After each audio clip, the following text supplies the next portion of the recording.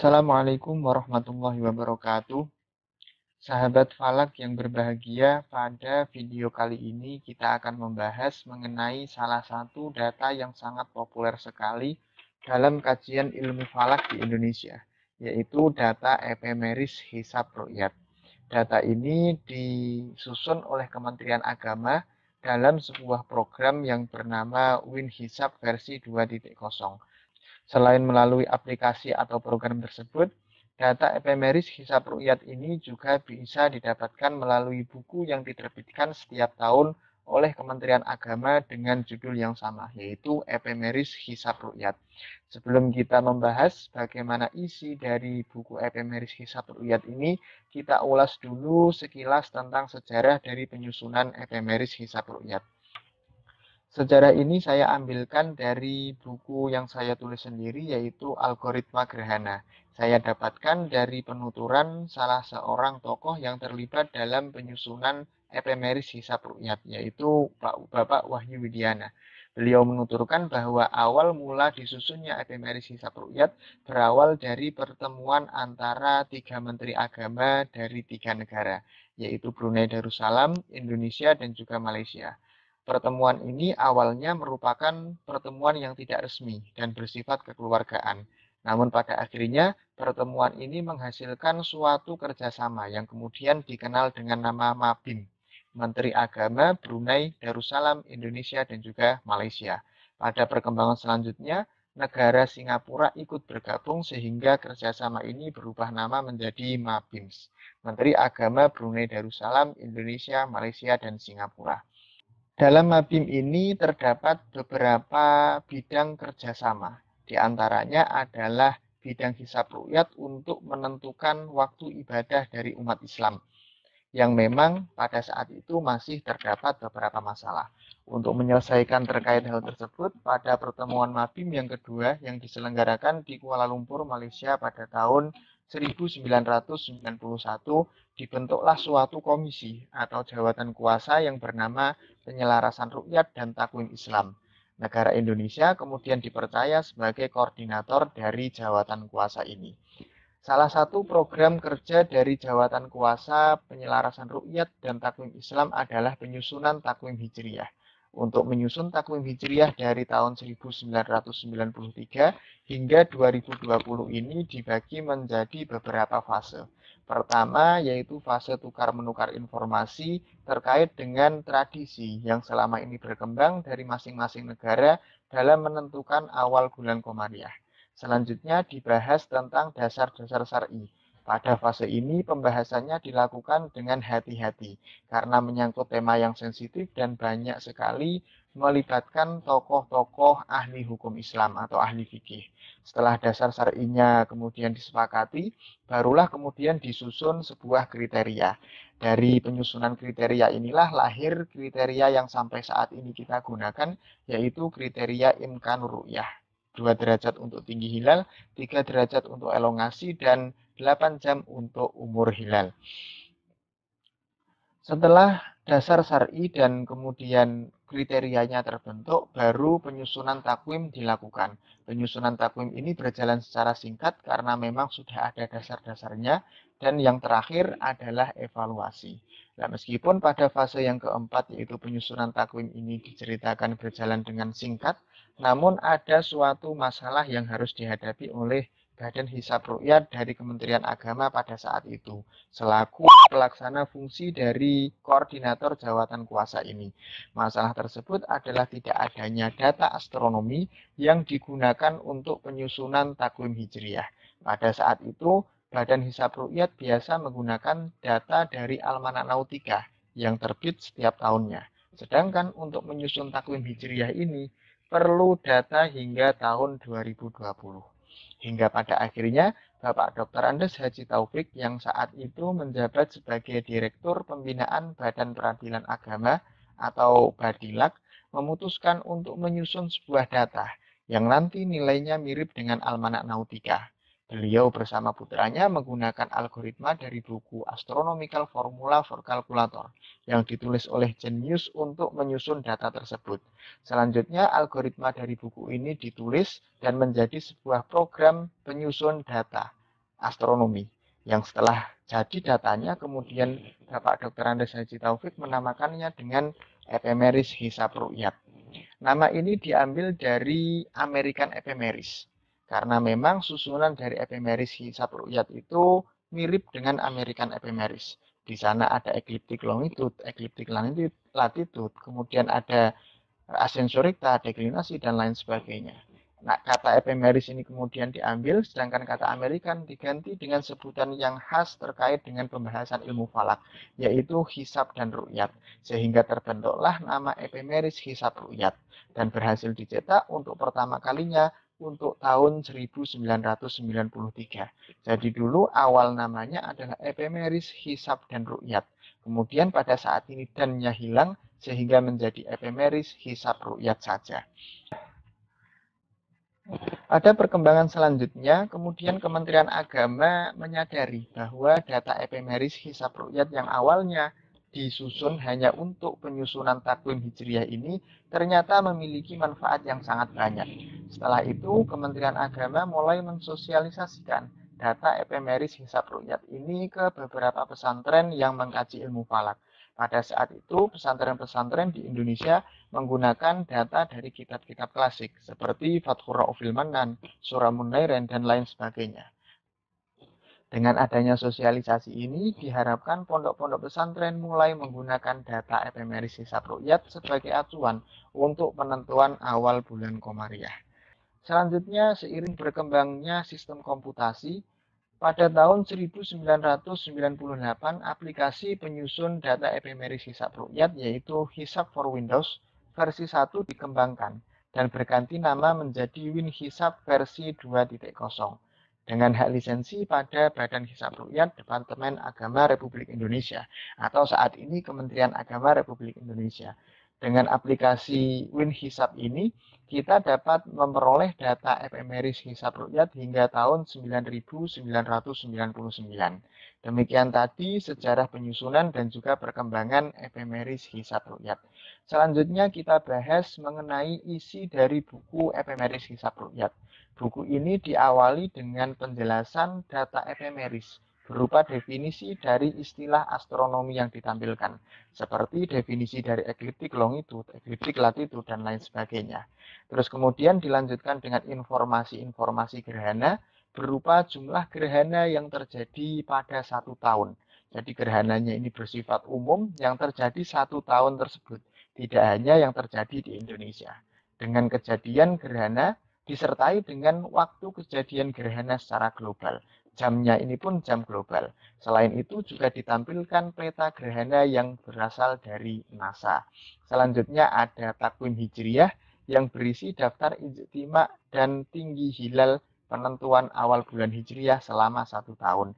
Dalam keterangan di bawah ini disebutkan bahwa data ini diambil dari keputusan Musyawarah Jawatan Kuasa Penyelarasan Ru'yat dan Takwim Islam Mabim, karena memang susunannya mirip sekali dengan takwim hijriyah yang dulu disusun oleh Mabim. Selain ditampilkan daftar ijtima seperti ini, juga ditampilkan daftar tinggi hilal dari beberapa kota besar yang ada di Indonesia, disertai dengan peta ketinggian hilal yang di sini tampak bersumber dari Badan Meteorologi, Klimatologi, dan Geofisika atau BMKG.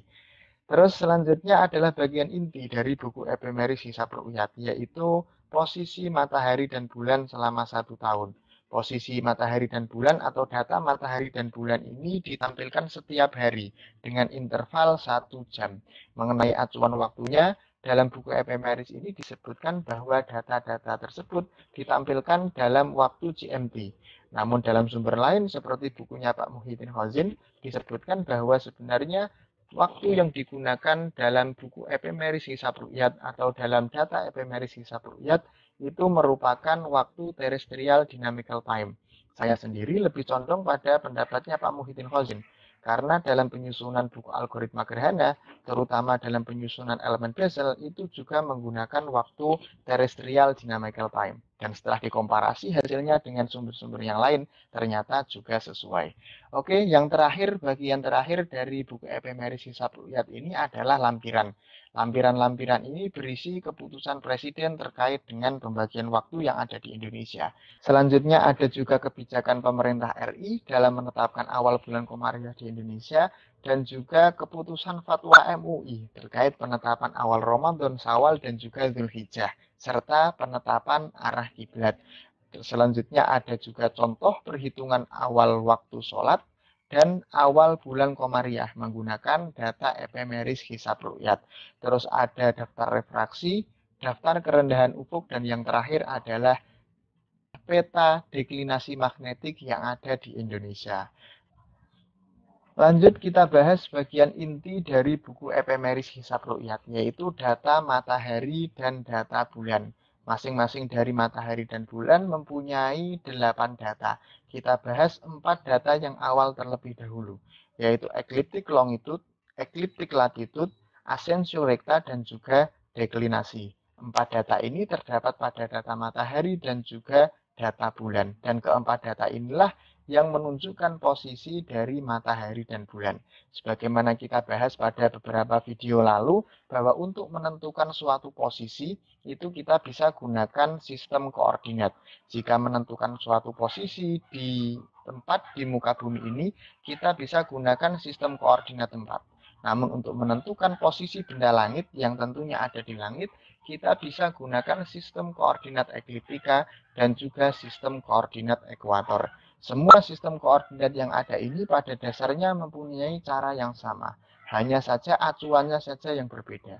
Untuk koordinat tempat itu menggunakan acuan dari garis khatulistiwa atau ekuator untuk menentukan nilai lintangnya. Sedangkan untuk menentukan nilai bujurnya itu menggunakan acuan dari bujur meridian Greenwich. Sementara untuk koordinat benda yang ada di langit itu bisa juga menggunakan acuan dari khatulistiwa. Namun bukan khatulistiwa bumi, yaitu khatulistiwa langit. Khatulistiwa langit ini merupakan perpanjangan dari khatulistiwa bumi. Jadi posisinya berbeda, hanya ruangnya saja yang lebih luas. Seperti itu.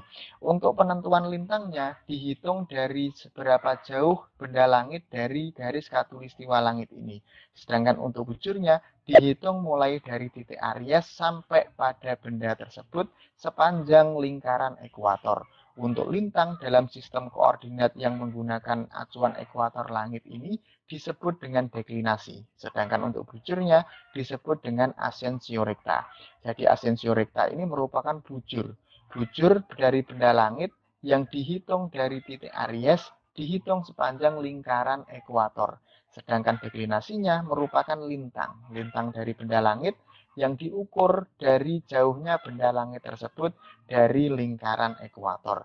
Selain menggunakan ekuator langit, penentuan posisi dari matahari dan bulan juga bisa menggunakan lingkaran ekliptika yang warnanya merah ini. Lingkaran ekliptika ini merupakan lingkaran lintasan dari peredaran matahari. Jika diibaratkan bumi adalah titik pusatnya. Untuk lintangnya dihitung dari seberapa jauh benda langit dari lingkaran ekliptika ini. Sedangkan untuk bujurnya dihitung dari titik thermal equinox atau titik Aries ini sepanjang lingkaran ekliptika.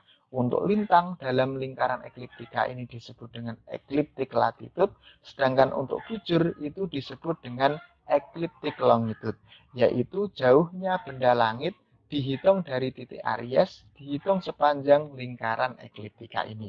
Oke, itu tadi 4 data terkait dengan posisi matahari dan bulan.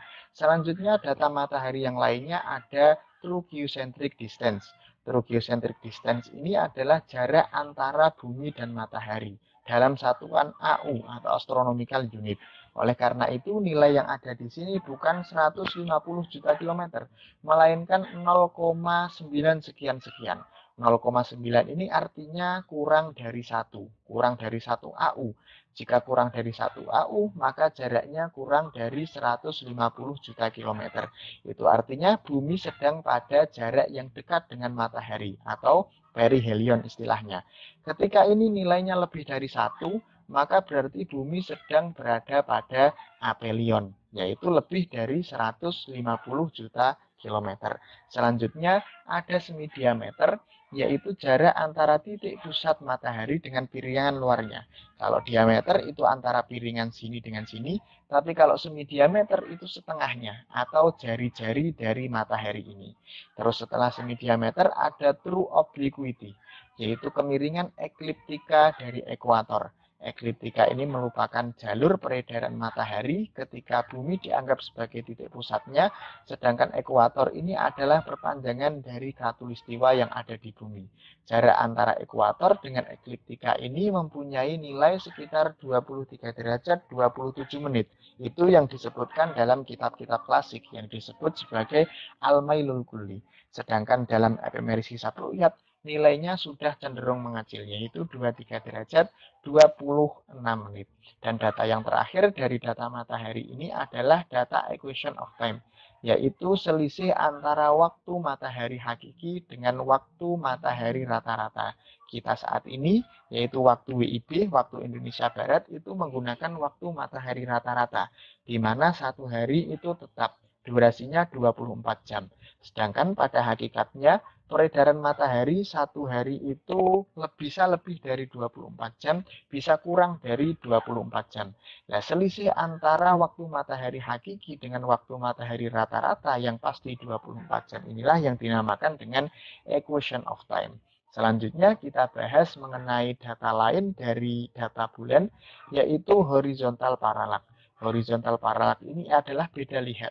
Beda lihat suatu benda langit antara yang dilihat dari horizon atau ufuk dengan dilihat dari muka bumi. Selanjutnya ada juga semi-diameter.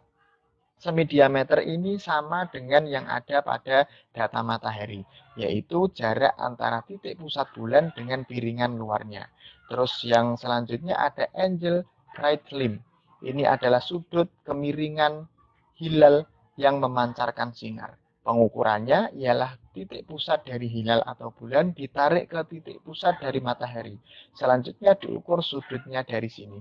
Inilah sudut dari angle right limb. Terus yang terakhir adalah fraction illumination atau fraksi iluminasi, yaitu luas piringan bulan yang menerima sinar matahari yang tampak dari bumi.